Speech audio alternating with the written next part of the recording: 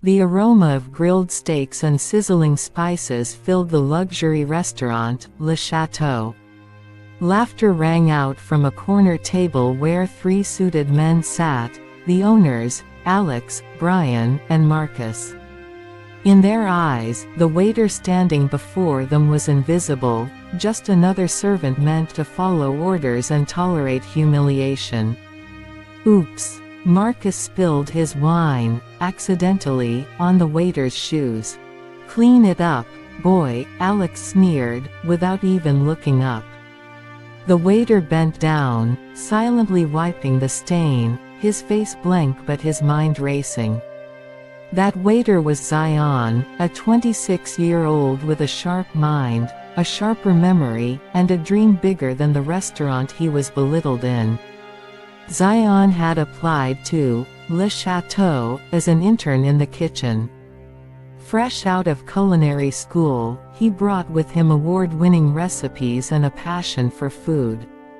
But Alex, the head owner, didn't want a smart, innovative cook, he wanted someone he could control. Zion's ideas were laughed off and he was reassigned to waiting tables. "You're not chef material," Brian had mocked. "Be grateful we let you wear the uniform." Humiliated, Zion stayed quiet. But inside, a fire was lit. He knew one day, they'd regret treating him like dirt.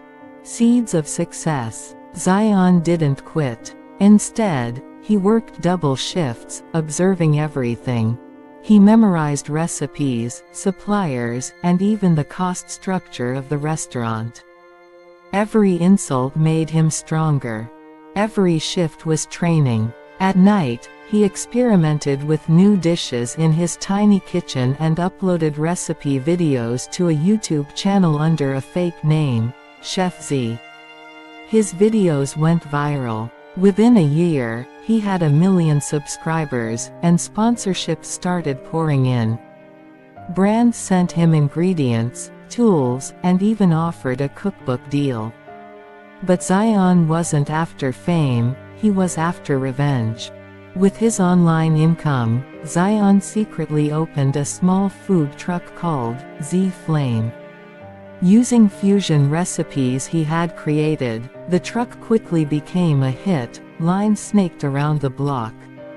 He kept his identity hidden, hiring trusted staff to run it while he continued working at Le Chateau during the day. His next move: franchising. By year 4, Z Flame had 5 locations and investor attention. Zion had earned more than enough to walk away, but he didn't. He had one final plan to execute. It was early 2025 when the news hit: Le Chateau was struggling. The fine dining industry was in decline, and poor reviews about staff behavior and overpriced food weren't helping. One by one, customers shifted to trendier options like Zion's fusion restaurants. Finally, the owners decided to sell, quietly, without announcing bankruptcy. That's when Zion stepped in, disguised under a holding company name.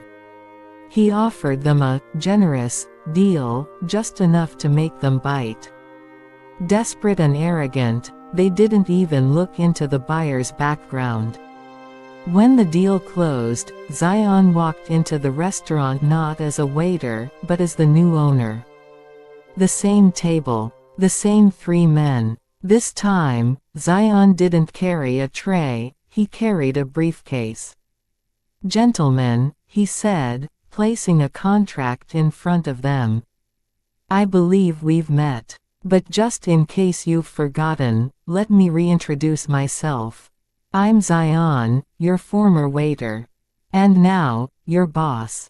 Their jaws dropped. "You," Alex stammered. "This is a joke." "No joke," Zion smiled. "You laughed when I served your food. Let's see if you laugh now that I own your kitchen."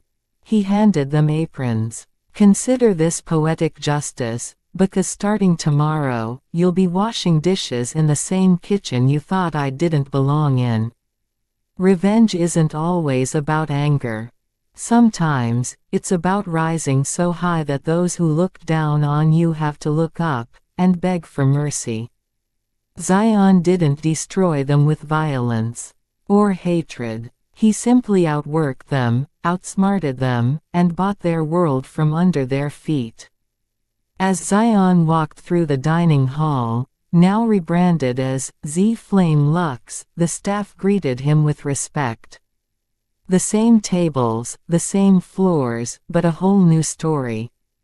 Behind him, the former owners quietly scrubbed pans in the kitchen.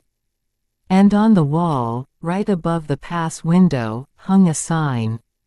Treat everyone with respect, they might own the place tomorrow.